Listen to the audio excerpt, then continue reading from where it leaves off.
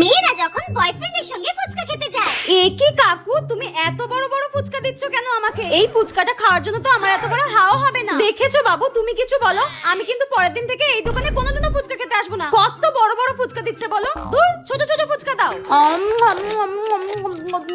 দেখেছো, ঠিক করে খেতেও পারছি না আমি, সব ভেঙে যাচ্ছে।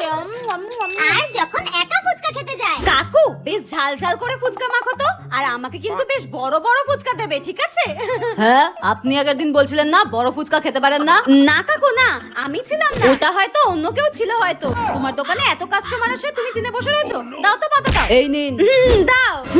এ কি কাকু, এরকম টিকটিকি ডিমের সাইজের ফুচকা দিচ্ছ কেন? বড় বড় ফুচকা দাও। আগেই তো বললাম এত ছোট ছোট ফুচকা আমি খাই না, বড় বড় ফুচকা দাও, নইলে কিন্তু টাকা দেবো না। যত সব বড় বড় ফুচকা দাও। ইস, কেমন ফাটকা ফুটকা লিকলিকা ফুচকা দিচ্ছে, সব জল বেরিয়ে যাচ্ছে। দুধ ভালো লাগে না।